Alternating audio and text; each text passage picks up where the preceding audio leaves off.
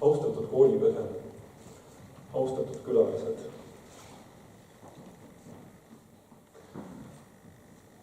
Hea meel näha, et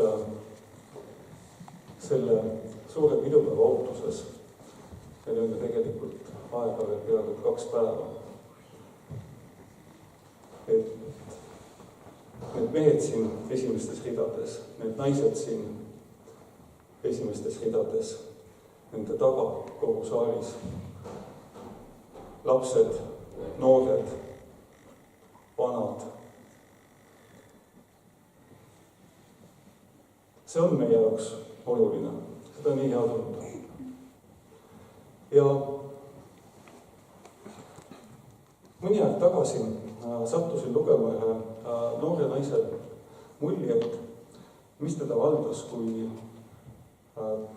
talle Aafrikas viibides näidati elevanti ja öeldi, et ta on 70 aastat vana. Naine mõtles, et see elevant oli palju vanem kui mina. Ja et kui palju ta mäletab.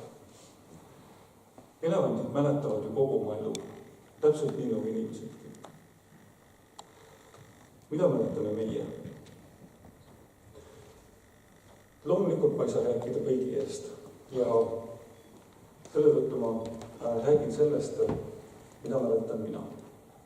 Aga kõigepealt 100 aastat, 100, rohkem kui keskmine inimese eluiga. Et nii palju aega tagasi sai Eestist riik. Ja meie riik. Ja meie oleme 100-aastased. Ja see ei loeta, et Eesti oli vahepeal 50 aastat okupeeritud. Meie riik ei katkenud, see püsis. Nii oli täiesti loogiline ja meil oli ka palju lihtsam, kui 30 aastat tagasi hakkasime uuesti Eestit vabastama ja riigina üles ehitama. Üks esimesi tundeid, mida ma lapsena mäletan seoses Eesti Vabariigiga, oli ähmane ettekujutus, et ma olen millest ilma jäetud. Et meilt eestlastelt ja kõigilt teistelt Eestimaa inimestelt on midagi ära võetud. See tunne tuleb kõige konkreetsemalt esile ühe lapseliku mälupildina.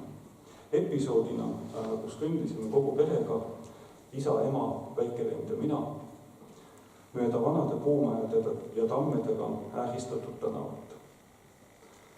Isa osutas keldripoele ja lisas, et see keldripood siin oli olemas juba siis, kui tema oli poisike. Küsisin, et mida seal müüdi? Kas seal närimiskummi müüdi ka? Isa vastas, et jah, närimiskummi ka. Ja ma olin nagu pettunud, et kuidas siis nii? Kui temal oli lapsena närimiskummi ja minul mitte, siis miks ta mulle midagi ei hoidnud? See on kummaline, kuidas nii tähtsusetu asi võib omandada parem elu sümboli.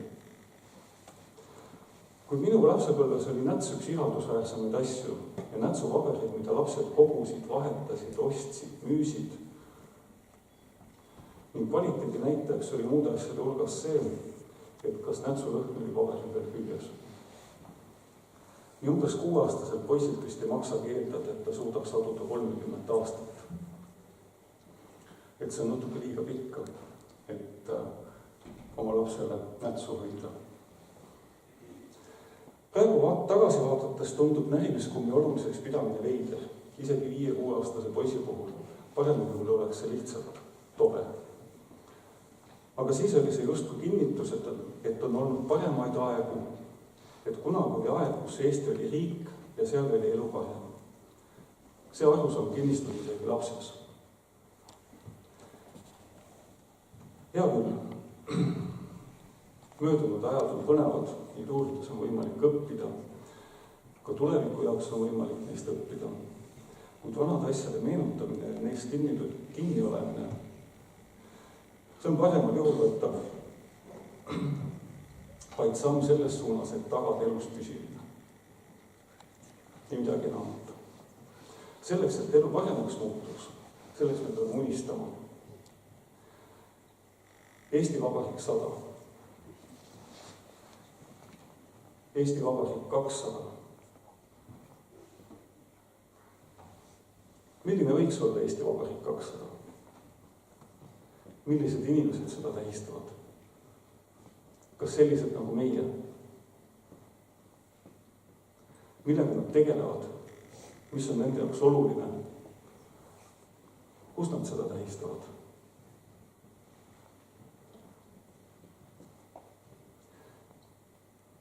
See, millisest Eesti riigist me unistame, see algab tegelikult väga väikestest asjadest.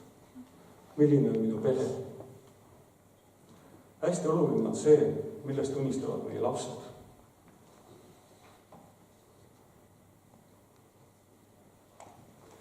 Milline on meie kodu, kus on meie kodu ja kes seal elavad? Võib-olla tähistatakse Eesti Vabariigi 200. sünnipäeva kasunduses nimega Uus Eesti või Uus Räpina või koloonias nimega Kasvuhoone kuskil teisel planeedil.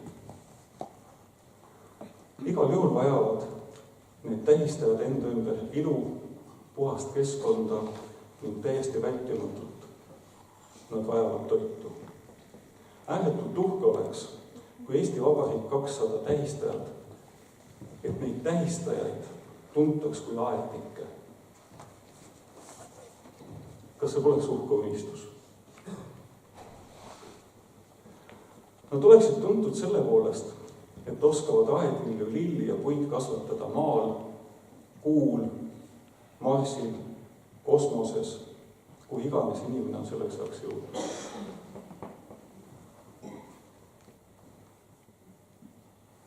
Eesti Vabariigi 100. aastapäeva puhul soovin meile kõigile ilusat sünnipäeva.